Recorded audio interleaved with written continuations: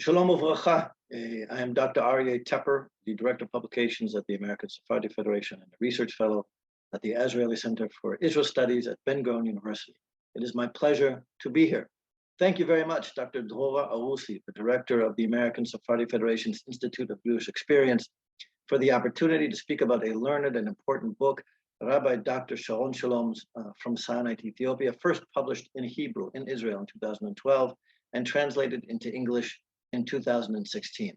But I'll not only talk about the book, I will also talk about the harsh, critical reaction to the book, the reaction that the book has aroused.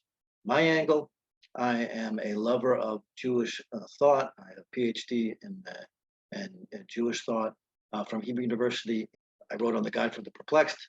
And I'm also a student and lover of cultural and spiritual vitality, especially spiritual and cultural vitality in Israeli society, ranging from piyut to Israeli jazz to Rabbi Dr. Sharon Shalom's book, From Sinai to Ethiopia.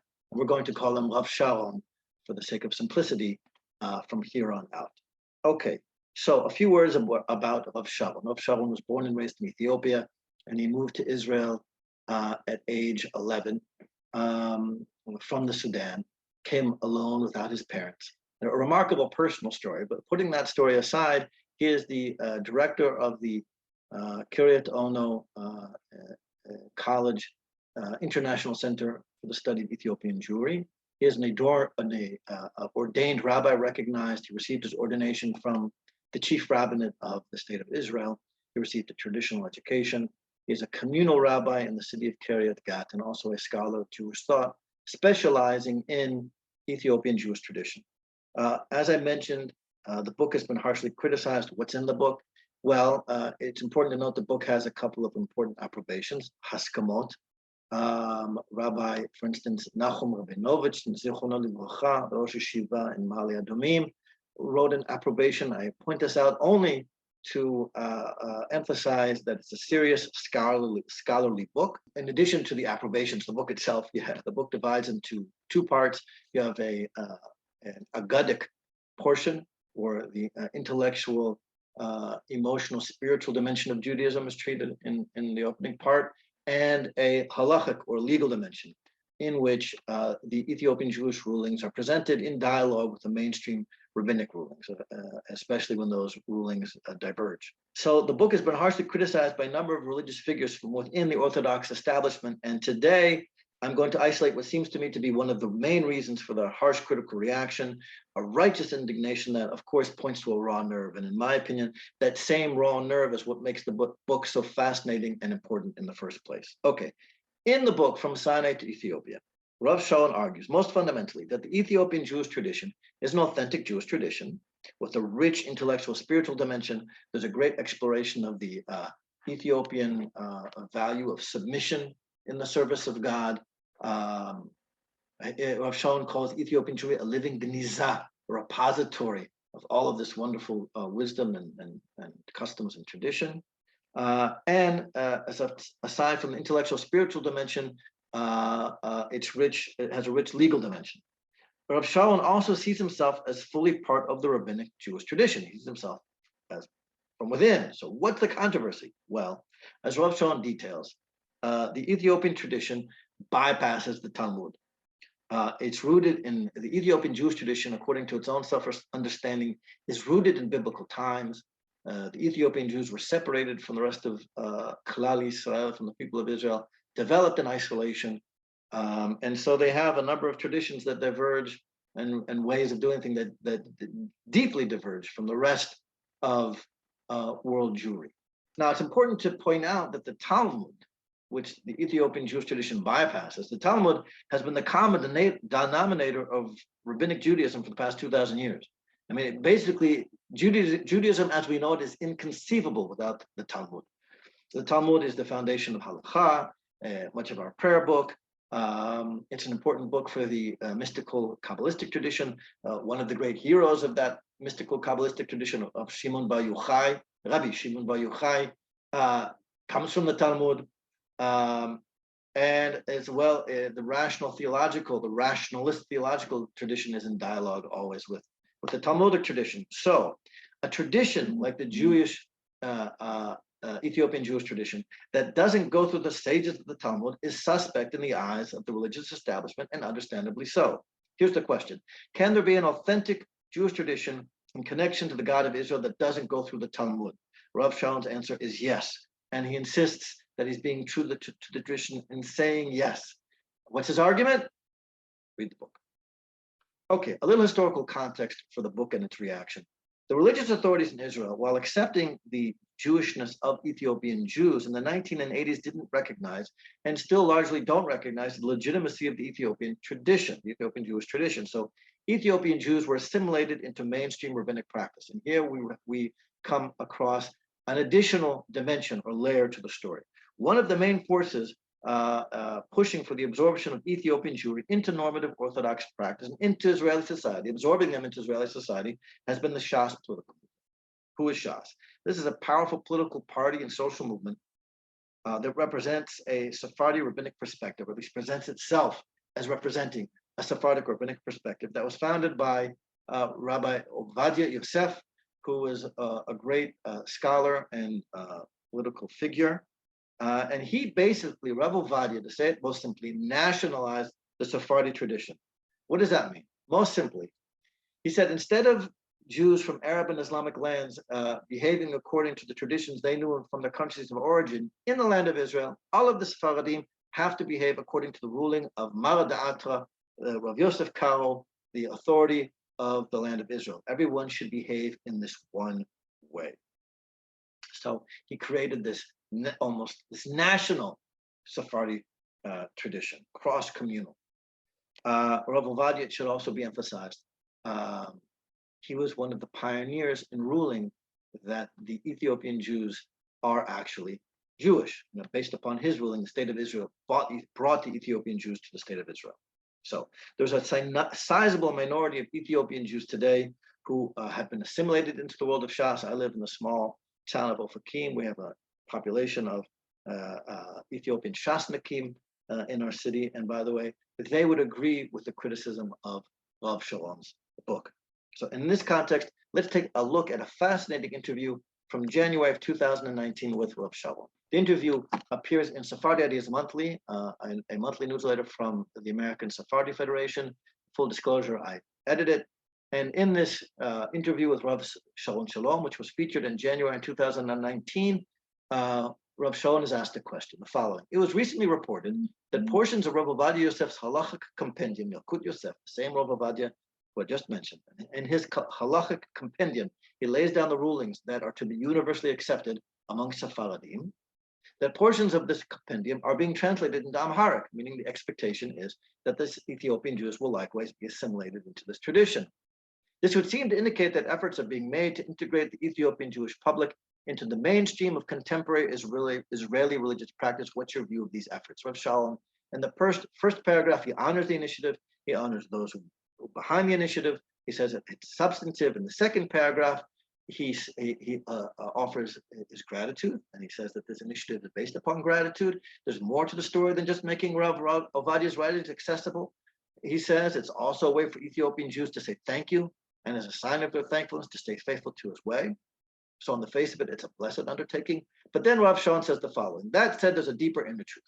Figures within the religious ministry are offering Rav Ovadia's rulings under the assumption that Ethiopian Jews will, in terms of halachic practice, follow the way of Rav Ovadia. Even though some Ethiopians accept this premise, there's still an implicit paternalistic contempt for the Ethiopian tradition. Why should Ethiopian Jews give up their own traditions? This is a tradition that goes back 2,000 years and has been engaged in a dialogue with the God of Israel. You can't just brush it aside. The Ethiopian Jewish tradition, Rav Shalom says, constitutes an authentic way for serving God. He then adds that this is not exclusively what happens to Ethiopian Jews, but he adds other Eastern Jewish communities, such as the Moroccan Jewish community, were absorbed into the so-called greater Sephardic mainstream, and many of their traditions have been pushed aside, so that today there is tension between a group of Moroccan rabbis who want to stay true to the Moroccan tradition of rabbinic practice and of traditional practice, and the mainstream Sephardi religious establishment, which wants to compel all of Moroccans to behave according to Rav Ovadia's vision. In this context, and Rav Sharon is arguing based upon the continuity of historical memory, it's not surprising that one of the harshest critics of Rav Shalom has been the former Sephardi chief rabbi and one of a figure closely associated with the shas movement, Rav Shlomo Amar. And Rav Shlomo Amar had the following to say about Rav Shalom's book. What I'm about to show you comes from a news report about the controversy surrounding Rav Sharon's book, and in the video, Rav Shlomo Amar will be speaking about the book and whether it's permissible to say. This is Rav Shlomo Amar right here, and he says, "He who even looks into this book, just looks into it. Anyone who looks into the book sees the heresy that bubbles up from within this book, and the books of heretics it's forbidden to read." Yes, Rav Shlomo Amar, Rav Shalom in his book. Rav Shalom's a heretic, and the book is heresy. Needless to say, this book, saying so, did wonders for publicizing the book. Now, Rav Amar's harsh critique wasn't the only time that he's used such harsh language. Take Psak HaZoom from 2020, the Zoom ruling for 2020. I don't want to go into the details. Simply put, in 2020, at the beginning of the Corona epidemic, a number of Moroccan rabbis, based upon the Moroccan halachic tradition, ruled that it's permissible to use a Zoom to have a Passover Seder. And there were certain stipulations that they added, but it was anchored in a history of Moroccan Jewish jurisprudence. Rav Shlomo Amar had the following to say about this initiative, the same Rav Shlomo Amar. He writes a letter in response. I can't believe that the rabbis will permit this. And he concludes, I now have learned that there was one of the rabbis who signed, he's a reform rabbi. This is, of course, intended to be a harsh insult within the Israeli context. So Rav Amar calls Rav Sharon a heretic. He calls one of the signatories to the Zoom ruling a reform rabbi. By the way, it might be that in the Israeli context, the second insult is more insulting than the first. This has to do with the particularities of the Israeli Orthodox establishment. But in any case, you also have, in these two cases, in Rav Sharon's case and in the case of the Zoom ruling, rulings based upon a continuity of historical memory. Now, it's possible to offer other examples of attacks upon traditions with their own continuity of historical memory that have been made from within the Sephardi religious establishment. It's an old story. You're invited to look at the Igud Chochmei HaMa'arab Be'eretz Yisrael, the Union of North African Rabbis in the land of Israel, on their website, and there's a back and forth between their arguing for the legitimacy of their positions and the attacks coming from within the Sephardi religious establishment. The crux of the issue is that while there's no arguing with Rav Ovadiah's greatness as a scholar and leader, there's no arguing also that his nationalizing of the Sephardi tradition erased some living traditions. Now, the Sephardi religious establishment has been a stronghold of shas for the past generation. The power and status of those manning these positions today depends upon the authority of Rav Ovadiah's conception of the Jewish tradition, but that conception negates other living traditions. Rav Amar speaks from within this context, and from within this perspective, Rav Sharon's book is a particularly acute form of the problem. His entire argument rests upon the significance and legitimacy of a continuity of historical memory.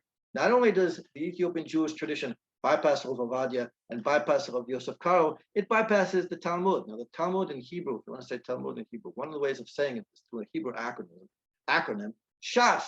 That's the name of this party. So it's no surprise that the response has been very harsh. So Rav Sharon's project manages to be simultaneously radical. It goes to the roots of what constitutes religious authority in the Jewish context. It's super conservative because his argument is based upon this continuity of historical memory. And it's revolutionary because it redefines the boundaries of what's considered to be a legitimate, authentic Judaism. It manages to be radical, super conservative, and revolutionary all at the same time. That's quite an accomplishment. So to conclude, when thinking about the response to Rav Sharon's book, and with it the status of the Ethiopian Jewish tradition in Israeli society, one should consider as one element the particularly Sephardi dimension, and with it, or the intra-Sephardi dimension, and with it, via Rav Ovadia's nationalizing of the Sephardi tradition, the old Israeli tendency still at work to nullify the exile. A final note: as a lover of cultural vitality, that seems to me to be a shame. Here's my argument with the mainstream Orthodox position. Let's assume for the moment that Rav Shalom's practical rulings aren't accepted. You have here an entire Jewish tradition that's engaged in a long dialogue with the God of Israel. It's rich and it's deep and it deserves a place, and it deserves to be available for anyone who also wants to link up with this power station and derive spiritual, cultural nourishment from it. And this is where the discipline of history possesses a potential spiritual value. One hopes that a generation of Israeli historians will rise that will tell the stories of this exile and the story of other exiles from within. Thank you very much.